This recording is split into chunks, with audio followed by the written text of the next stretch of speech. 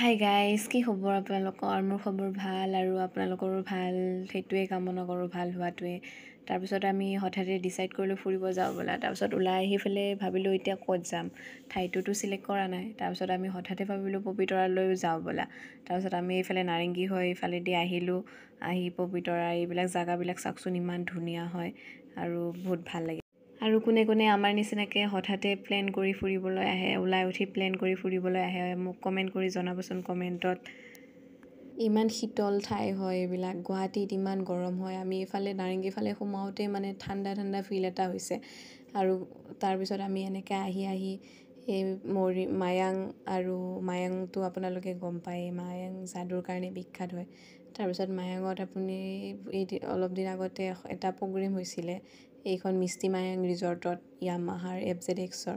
তাৰপিছত সেইখন পাৰ হৈ আহি আমি পবিতৰাত সোমালোঁ। আৰু পবিতৰা সোমাই পেলাই এইবিলাক মানুহৰ ঘৰো আছে। সোমাই বাইক সিফালে নিব নিদিয়ে, মানে বাইক লৈ গৈছিলোঁ আমি, বাইক সিফালে নিব নিদিয়ে। তাৰপিছত আমি বাইক পাৰ্কিং কৰিলোঁ। পাৰ্কিং কৰি আৰু এইফালে দেখিলোঁ কিবা কিবি গড় চৰ বনাই পেলাই সজাই থৈ দিছে। আৰু এনেই অলপ দেখাই দিলোঁ, যোনবিলাকে আহিছেতো গমেই পায় পবিতৰাত। আৰু এইখন চাৰ্টত লিখা আছে মানে কোনে কিমান প্ৰাইজ দিব লাগিব। আৰু ফৰেনাৰবিলাকৰ বেলেগ প্ৰাইজ হয় আৰু আমাৰ অসমৰ লোকেলবিলাকৰ বেলেগ হয়, মানে চবেই বেলেগ বেলেগ টিকেট কাটিব লাগে। আৰু জীপ চাফাৰী কৰিলে 1800 ৰুপিজ লয় আৰু 6জন মানুহ উঠিব পাৰি। আমি বাৰু জীপ চাফাৰী নকৰিলোঁ, বেলেগ এদিন আহিম জীপ চাফাৰীৰ কাৰণে। এতিয়া আপোনালোকক এনেই অলপমান দেখাই দিলোঁ। এইফালে এনেই অলপমান আমি হেংগিং ব্ৰিজত উঠিলোঁ আৰু ফটো চটো উঠিলোঁ, উঠি পেলাই আৰু ভিডিঅ' বনালোঁ। তাৰপিছত এনেকৈ কৰি পেলাই ভাল লাগিলে আৰু আমি এতিয়া আকৌ ৰিটাৰ্ণ ঘৰলৈকে বুলি আহিলোঁ।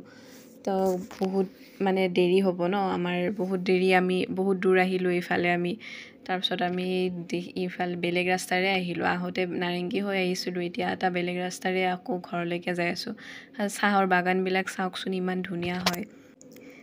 অসমতো এনেও চাহৰ কাৰণে বিখ্যাত বুলি কয়, অসমত চাহৰ খেতি বহুত হয়।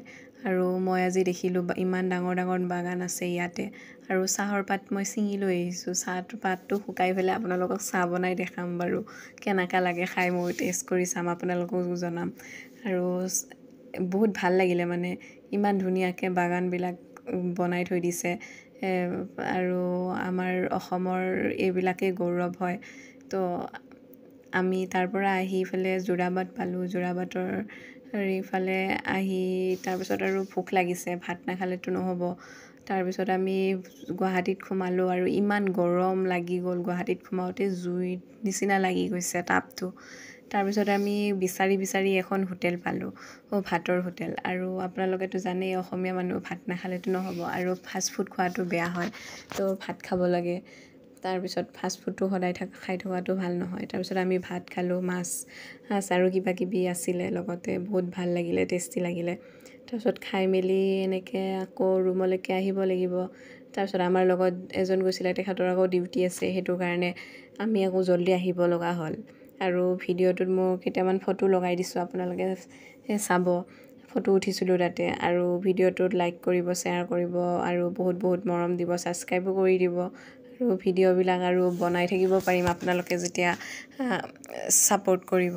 আৰু নেক্সট ভিডিঅ'ত লগ পাম, আজিলৈকে বাই।